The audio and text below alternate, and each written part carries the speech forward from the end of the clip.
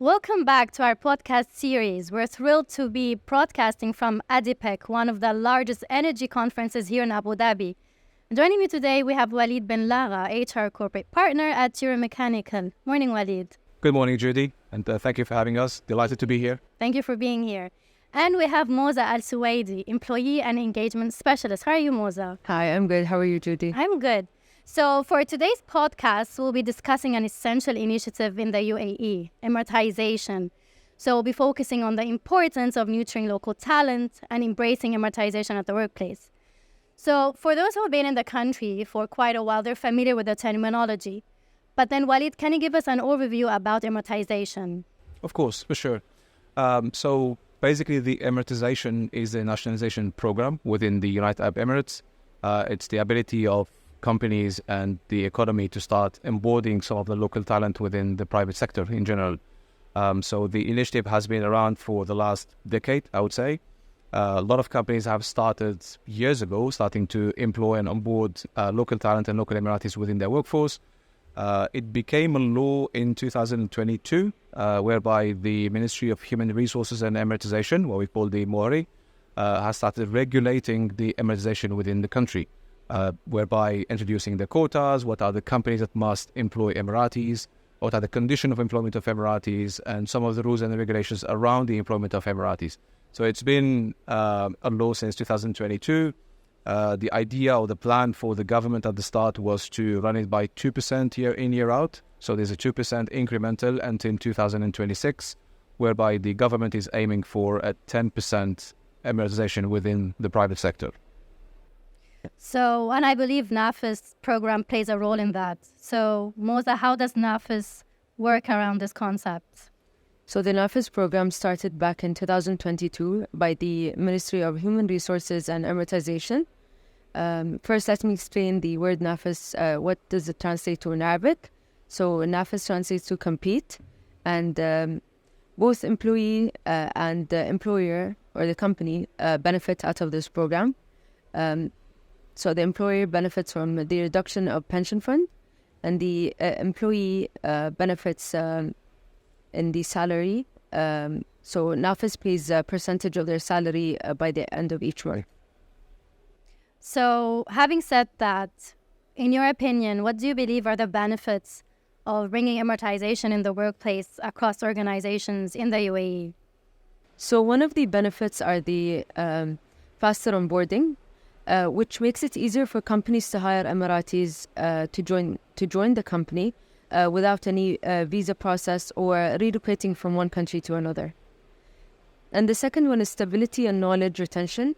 Emiratis are more likely to stay with the company for long term, reducing any turnover. These are excellent points, in fairness. I would add, if you don't mind, on the benefits. One of them is the availability of the local talent as well. So we are tapping into a very rich diaspora, or very rich talent within the country. So there's a massive talent that we can look into that makes it easier on companies to hire and onboard. The other benefit I would list is the cultural integration as well. So we are in the UAE, in the Emirates. It's very easy for us to hire Emiratis and have them working with Emirati companies as well. It makes the cultural integration very straightforward. Instead of, we've all worked in multinational organizations whereby you're sending a foreigner to speak to a local person. It always makes it very kind of complicated for the two individuals to interact, and there is a cultural integration that's required. With the Emirati workforce, it's fairly straightforward. Essentially, you're sending someone from the same region, speaks the same language, shares the same beliefs, so it's very straightforward in terms of benefit. So yeah, it brings a lot of benefits for the company, for the private sector in general. And that's a great insight. So Emiratisation doesn't only benefit the workforce, but it also enhances, the dynamics of the organization. So now let's shine the light on Eur Mechanical for those people who are not familiar with the company. And I think, Moza, you're the best person to tell us more about Eur Mechanical, the history of Eur Mechanical, where it was and where we are today, and any initiatives that Eur Mechanical has taken to succeed in the Emiratisation initiatives. So before we get into more about how Eur Mechanical puts in the effort, let's discuss the history of Eur Mechanical. The company started back in the 70s by someone who is very dear to my heart, which is my grandfather. And From that time, the company has been aligned with the vision of the nation, and it has been always looking forward to grow within the energy sector. So I believe also, Walid, since you joined Eur Mechanical, you've been with Eur Mechanical for quite some time now. But I'm sure the number of Emiratis have increased from 2023 to 2024, right? Absolutely. So just continuing on what the company has achieved so far in terms of leadership of the company. So the leaders of these organizations have looked into the Emiratization way before it became a law. So when I joined the company, I was very privileged to join Eur Mechanical and already found Emiratis working for the company at the time.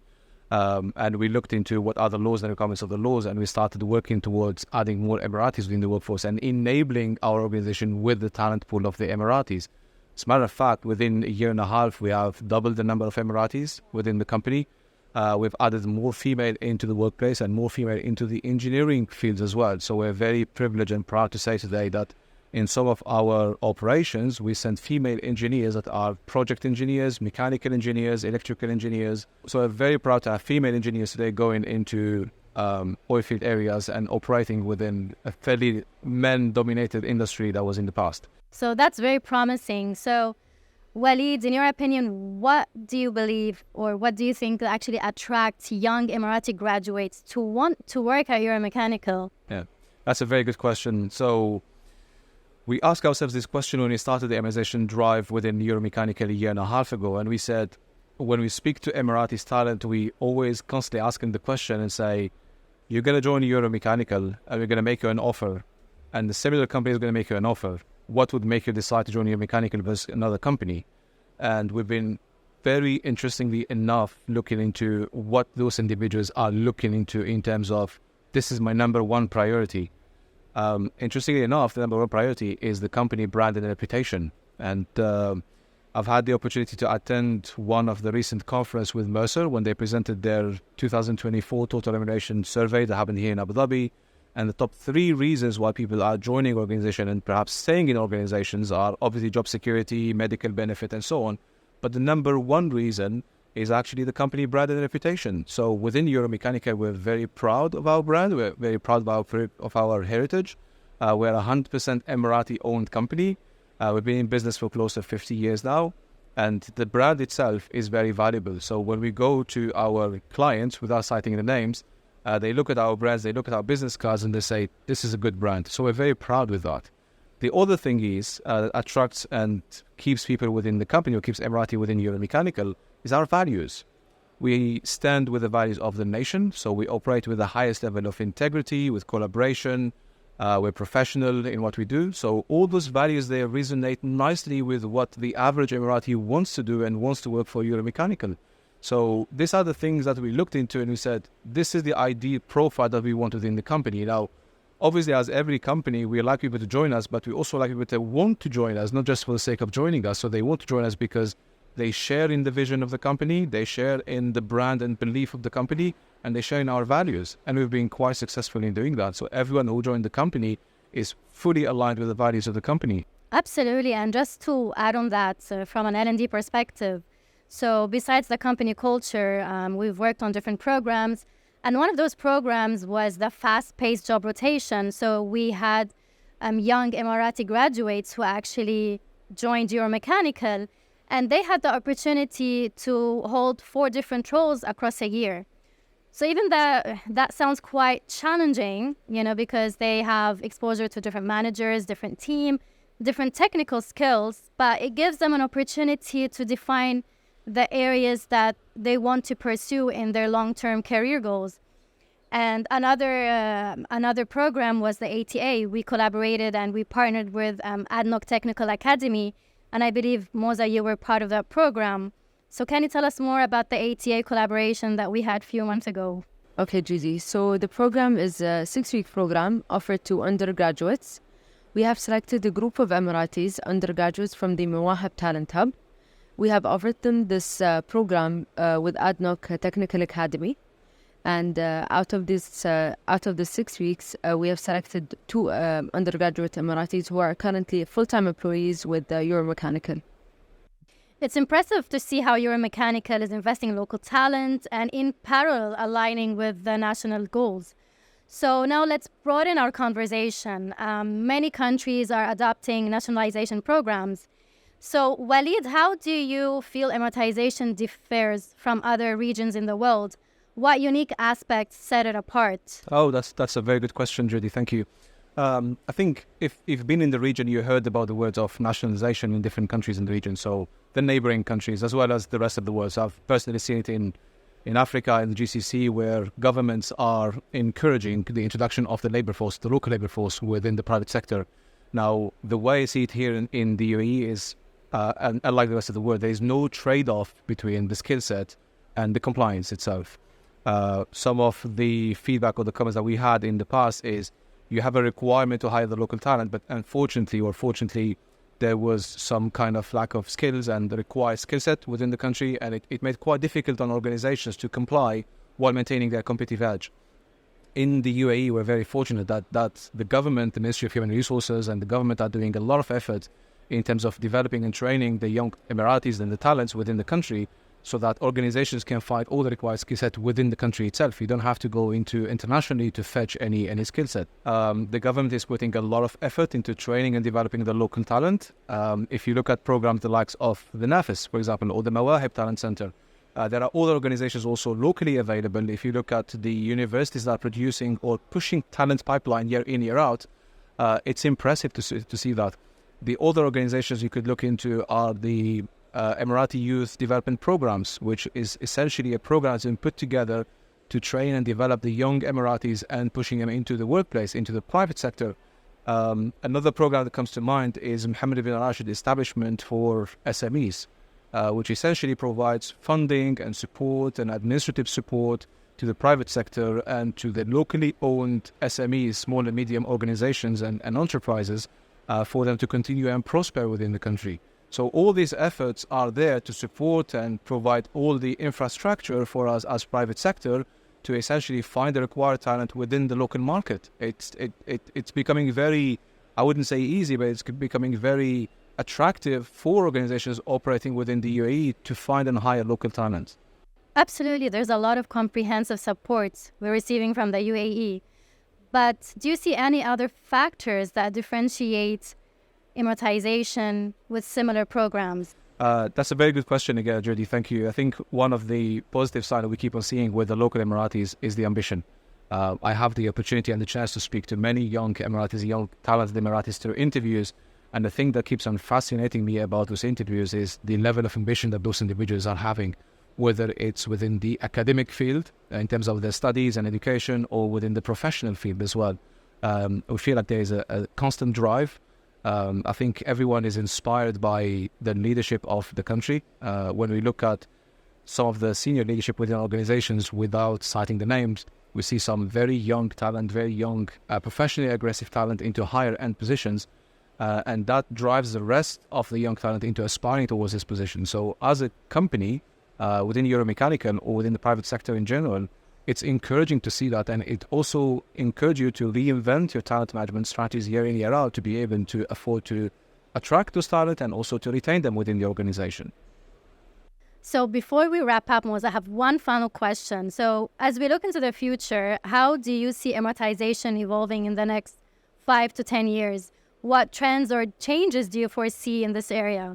So, Judy, that's a good question. The Emiratization program is set to run until 2026 by the government increasing the Emirati representation in a private sector by 10%.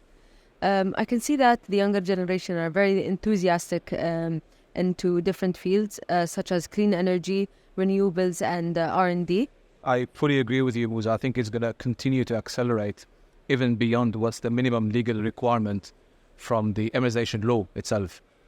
When you look at when you speak to candidates, typically, I mean, Musa and myself, we sit in interviews a lot of times, and we see what the interest of the individuals and the staff into different fields, looking into the aerospace, looking into the engineering, to clean engineering and so on. It's fascinating, and it's going to continue to increase. Moreover, I think it's going to continue to become the norm as well. Maybe 5-10 years ago, it was quite difficult to see a young Emirati joining a private organization because the mindset was, I would join the public sector. But as the new talent will be leaving universities in the next and graduating from universities in the next 5 to 10 years, they will see it as the norm, whereby there are already Emiratis working and prospering and developing within the private sector. So that's going to continue to encourage Emiratis to move and gravitate nicely towards the private sector. So it's going to be interesting to create such a talented and diverse workforce within the UAE itself. I think if we listen to one of the press conference that one of the tech giant CEO was making, I won't say the name of the company, but he was questioned in September. That was the CEO of Apple, by the way, Tim Cook. He was questioned in one of the press conferences in China about the processes for Apple to continue their manufacturing in China, and supposedly under the reason of using the cheap labor cost in China. And he was arguing that China may not be the most competitive country in terms of cost, but what makes it competitive is the talent and the skill set and the abundance of the skill set available in China itself. So Apple is continuing to invest and manufacture within China itself, even though we might not think that it's the cheapest country to produce on. So that's what makes the strength of a nation. If you bring it back into your strategy courses and classes, if you look into the Michael Porter diamond, one of the important conditions of that diamond is the factor conditions, whereby it's the protection factor. So having a highly sophisticated skill set within the country increases the competitiveness of the country itself or the organization. So that's it's equally important as having natural resources, access to sea, access to harbor, airports, and so on. So having a sophisticated talent and workforce within the country is actually a strength for the nation itself. So yes, the Emiratisation law is running until 2026, great. 10% of introduction and the representation of the Emiratis in the workplace, but the longer term vision is by far greater than just 2026 and 10%. That's my take, my view of the world anyway, and that's how I see it. And that's how a lot of developed countries today have reached that stage of being a developed country, is by working on their sophisticated talent pipeline within the country itself. So thank you, Moza. Thank you, Walid, for today. It was an amazing conversation. So it's really exciting to see how these initiatives evolve and continue to bring positivity in the workplace. So that's it for today. And thank you so much. Thank you.